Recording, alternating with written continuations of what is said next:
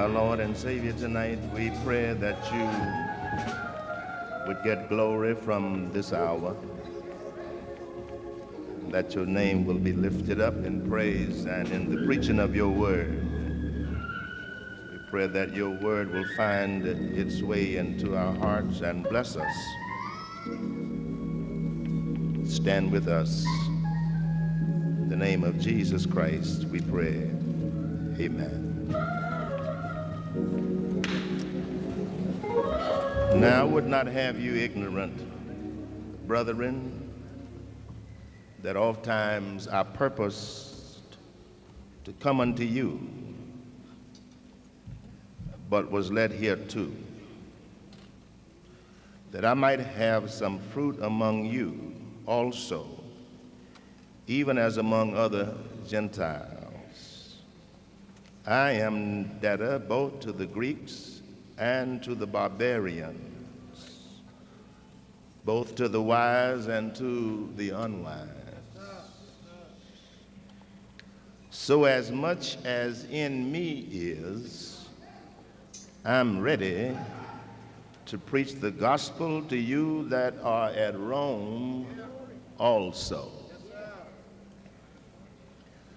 For I am not ashamed of the gospel of Christ, for it is the power of God unto salvation to everyone that believeth, to the Jew first, and also to the Greek. For therein is the righteousness of God revealed from faith to faith, as it is written, the just shall live by faith. Our very warm and personal chairman, Bishop F.E. Perry,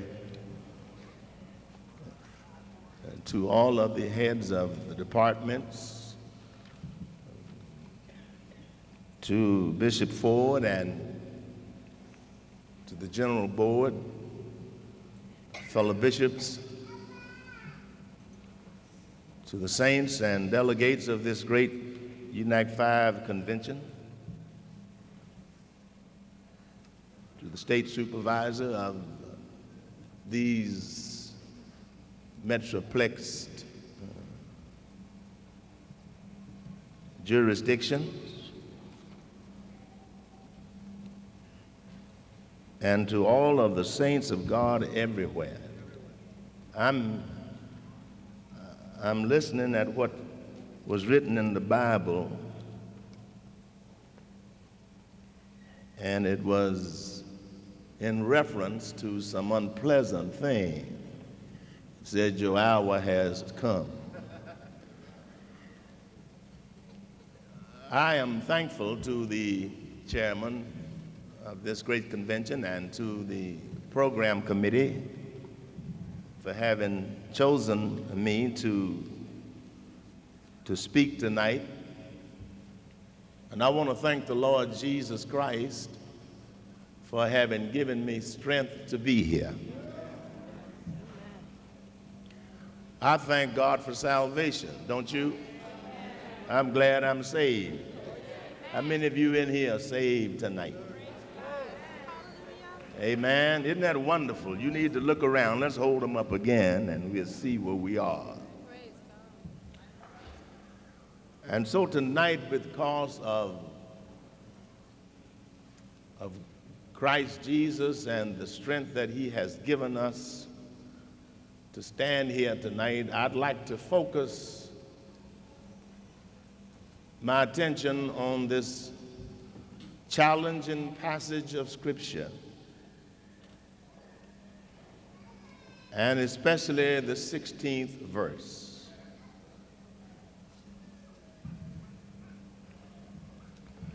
In reading Romans 1 through 16, I noticed how Paul addressed those persons to whom he was writing.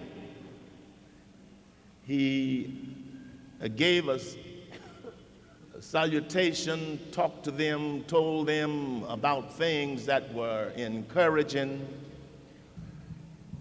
And he gave them to know what made them distinct and distinguished, gave them to know the thing that made them known.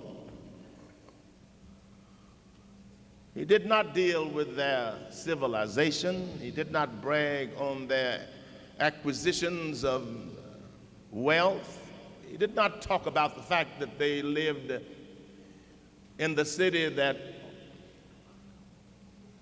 all roads lead to even now. He did not talk about the fact that they lived in the capital city of the world. But he said the thing that has made you known throughout the world is your faith in God. Now I want to thank God for the faith that you and I share in Jesus Christ. And it is because of that that we have the gospel that we are not ashamed of. Are you going to pray with me? In our life experiences, there are things that has brought shame perhaps to each of us, and if not, just keep living. There will be things, if it isn't anything, but you can trip over a card and fall at the wrong time. It is an embarrassment. There are things that have arisen in our behaviors that have brought shame to us. I remember distinctively as a boy, I had an uncle.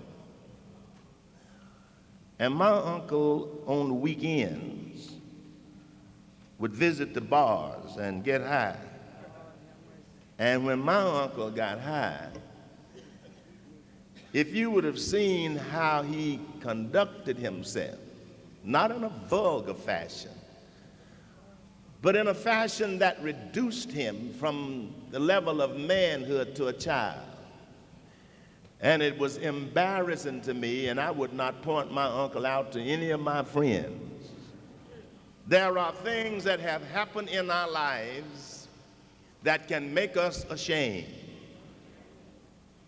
And then there are things that have happened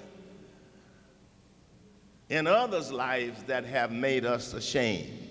There are things that have happened in the church world that have brought shame. There have been some things that you and I have been exposed to, along with all of the world, that took place on national television.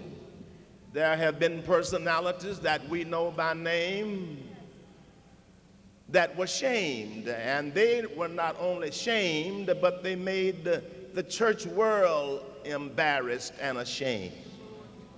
There are things that can happen that will bring shame. But in our text, the apostle says that I am not ashamed of the gospel. And he says that I am not ashamed of the gospel, for it is the power of God unto salvation. I am not ashamed of the gospel. He does not say I am not ashamed of the epistles. That's understood. For the epistles' foundation is the gospel. The epistle is the result of the gospel.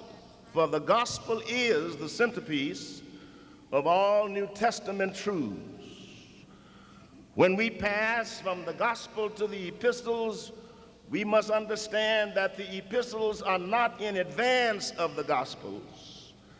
For all that you find in the epistles is in the gospel. But the epistles are the interpretation of Christ to better understand the person of Christ. And as the Apostle Paul says in Philippians 3:10, that I may know him. So then the epistles extract from the gospel of Christ, and through the theology of the Apostle Paul, he decorates the pages of the scripture with a very personal and a very viewing person in the name of Jesus Christ. And it is that he so desires to become personally knowledge about him in the power of his resurrection. So I am certain tonight that not only is it Paul who desires a closer view and a more direct focus of Jesus Christ after in the power of his resurrection, but I think I stand unchallenged tonight when I look at this body of saints and say that that is the wishes of each of us, that we may know Jesus Christ in the power of his resurrection. It's not that we want to know him, as the Apostle Paul said, in the flesh. And he says, I know no man after the flesh. And that's a very profound statement, because when you know folk after the flesh, you know their attitudes. When you know them after the flesh, you know their weaknesses as well as their strengths. When you know a man after the flesh, you remember many of the times that he succumbs to the powers of temptation. When you know a man after the flesh, you can attribute his attitude and behaviors to his family tree.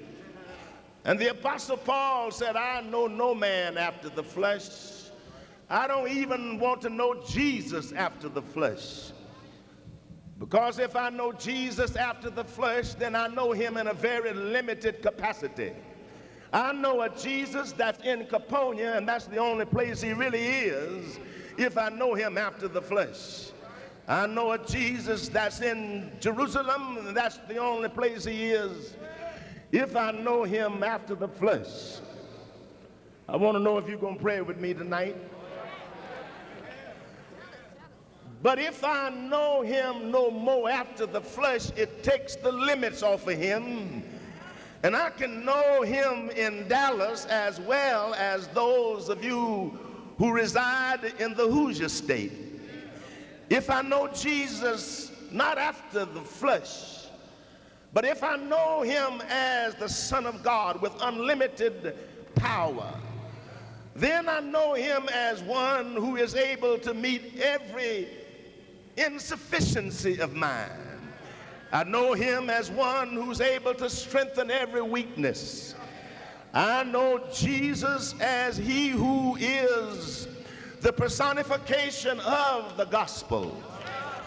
And because the epistles have done this, that they have made Christ the preacher of the gospel known personally to me. But it is that the gospel of Christ itself is that which I am not ashamed. And our text make a bold and provocative statement in lieu of the apostles' understanding of his words in saying, I'm not ashamed of the gospel in Christ, of Christ, in spite of what has happened to me because of it. In Lystra, stoned and dragged out of the city and left to the dogs and beasts by the rebel-rousing Iconium, imprisoned in Philippia, chased out of Thessalonica, laughed at in Athens. But I am not disgraced.